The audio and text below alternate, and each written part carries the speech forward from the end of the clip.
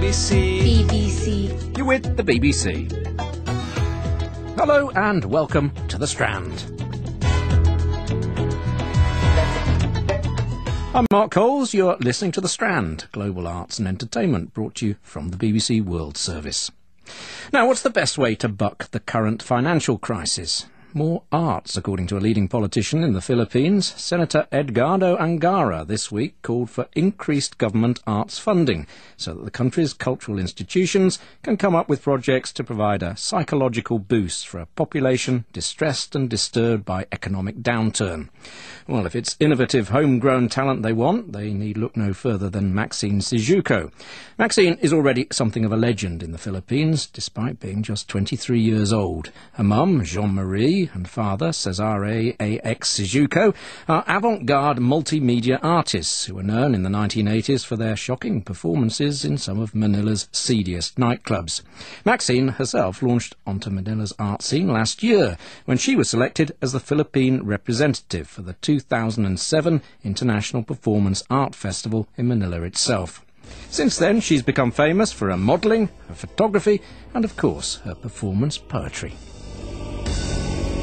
One night, a little girl crawls into bed while everyone is sleeping, while father reads a book. Spooky stuff. So who better to take us on a cultural tour of her home city? Maxine more than happy to show us round her favourite places to hang out in Manila.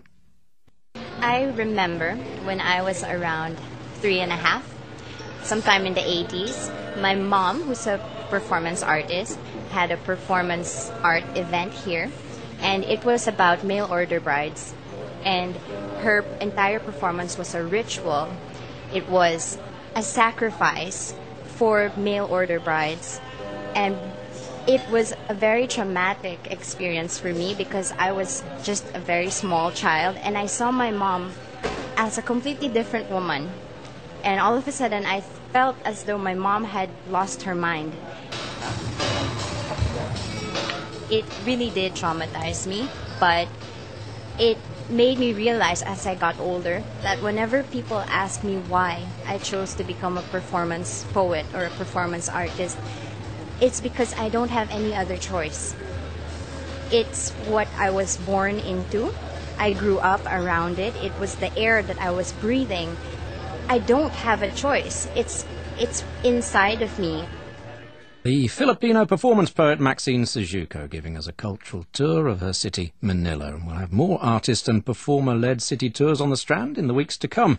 If you'd like to know more or get details on any of the items on the programme, don't forget to visit our website, bbcworldservice.com/The Strand. Right, from one maverick to another.